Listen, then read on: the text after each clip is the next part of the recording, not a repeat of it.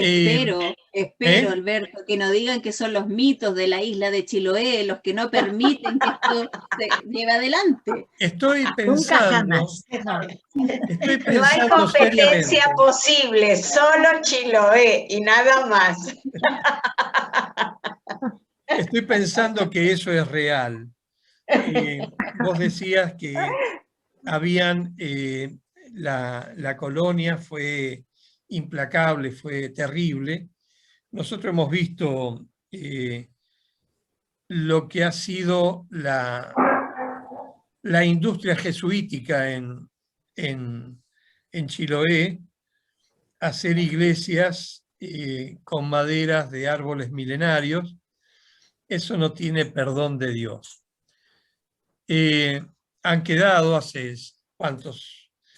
500 años que están, 400 años, muchísimas iglesias, pero tuvieron que derribar un montón de árboles milenarios y esto no está bien. Bueno. Quiero compartir algo, Alberto, con ustedes a propósito de las iglesias y de lo que le importaba tanto, ¿cierto?, a los obispos españoles, que era marcar aquí presencia con el evangelio mal llevado, pero resulta que no todo fue bien llevadero para ellos, porque resulta que aquí en el pueblo donde yo estoy, en Ancud, hay una leyenda que habla de la campana sumergida. Y dicen que en los primeros años del siglo XX, aquí en Ancud, que fue un activo centro comercial, que como dijiste tú, abastecía a una parte significativa del archipiélago, incluso hubo un tren que rondaba de Ancud a Castro para poder hacer comercios de madera, papas y demás. Los barcos necesariamente debían pasar por esta ruta, porque el abastecimiento del comercio venía de Europa, tanto como de Chile. La leyenda de la campana sumergida cuenta que hay testimonio de eso hasta los días de hoy. En aquellos tiempos, el obispo Francisco de Paula Solar había encargado a la mismísima Alemania una campana de bronce, una gran campana que pudiera resonar con toda la prestancia que debía tener la nueva catedral de cemento que habían edificado frente a la plaza pública de Ancud. El velero que la traía era el velero Chiller. Traía este orgullo de bronce para Ancud. Pero el día que se esperaba que el buque desembarcara, se desencadenó un furioso temporal. A medida que avanzaba la tormenta, el buque tenía menos posibilidades de acercarse al muelle, comprenderán. Fue así que toda la población estaba atenta. La tarde empezó a caer. Se avistaba a lo lejos un poco más la embarcación, que trataba, sin lograrlo, entrar a la bahía de Ancud, porque la tempestad no le dio tregua. Y resulta que en medio de la tormenta comenzó a despedazarse. La gente del pueblo que estaba reunida junto ahí al obispo y todas las grandes autoridades sospechaban que no iba a ser posible que el velero esperado entrara y tuviera suerte.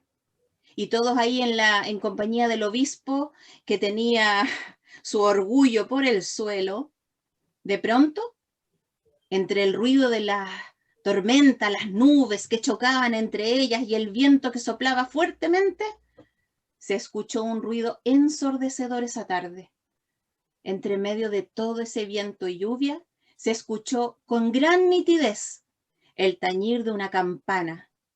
No había duda, era la nave tan esperada. Pero un instante después de ese tañir de campana, una gran masa de agua hizo zozobrar definitivamente la embarcación, mientras la noche caía con dolor sobre la comuna de Ancud. Dicen los que cuentan y cuentan los que dicen que al día siguiente, al amanecer, la población completa fue despertada con el melodioso tañido de una campana que repicaba desde sus sueños. Fueron todos a la costanera y al borde costero, esperanzados de poder encontrar la fuente de aquella melodía, pero nada. No se la halló nunca, ni entonces ni ahora.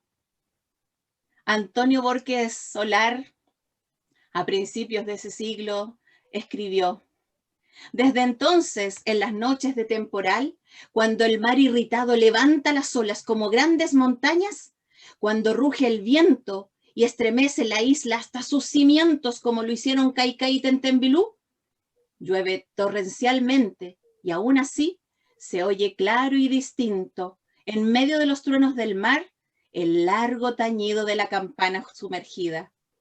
Unos toques rotundos, largos, dobles de agonía, que ponen un temblor en el ánimo más robusto y valeroso.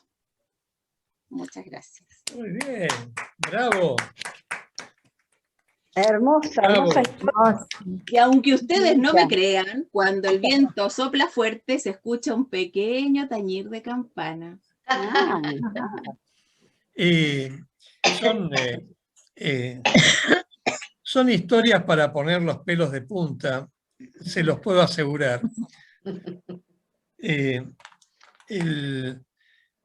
Una vez estando en la parte de Pinar del Río, nos llevan, estoy hablando de Cuba, pues nos habían hablado en La Habana y de esta historia, y se la pregunté a Nubelia y me confirmó que era así. Estuvimos en Pinar del Río, la parte más cercana a México de la isla, y hay una cueva que es una especie de un túnel que entra en una parte rocosa y sale en la otra boca de la cueva a un río, un arroyo subterráneo, y que, bueno, tiene salida más por el agua. Resulta que la historia es que ahí se refugiaban por los huracanes. Toda la población del lugar, cercana al lugar, que conocía la cueva, se refugiaba ahí cuando venía un huracán, que no era muy seguido, pero eran bravos. Y contaba una historia que en la misma cueva,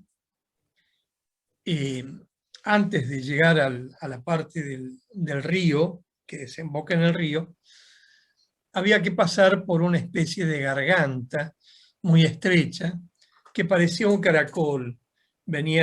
Había que bajar, pasar por debajo de una arcada casi a gatas y después seguía el camino natural que nadie había fabricado.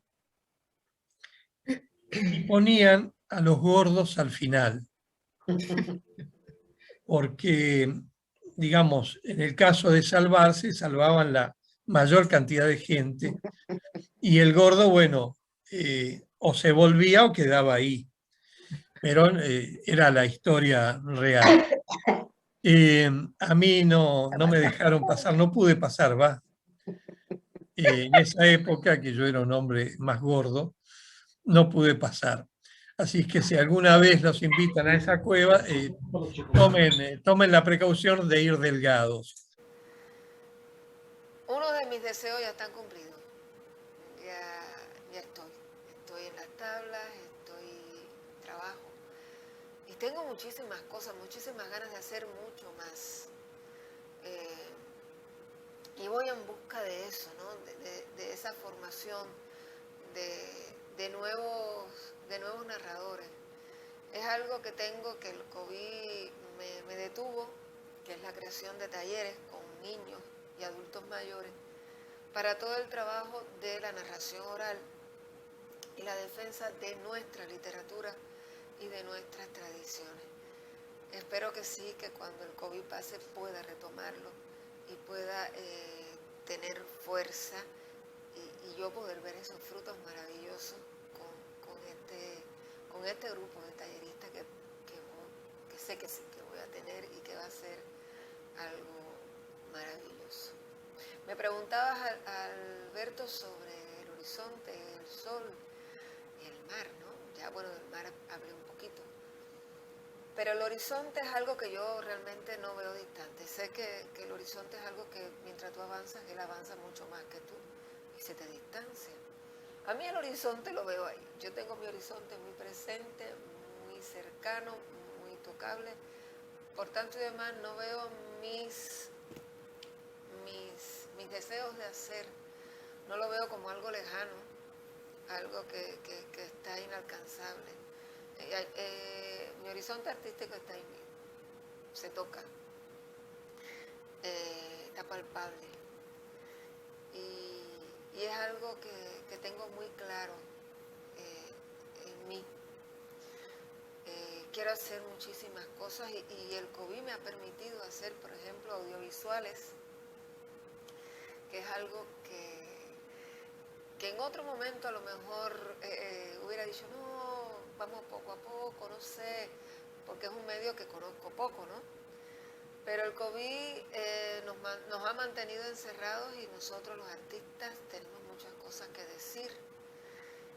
Y dije, bueno, sí, creo que con el audiovisual puede ser una manera de poder mostrar todo lo que tengo dentro y sí.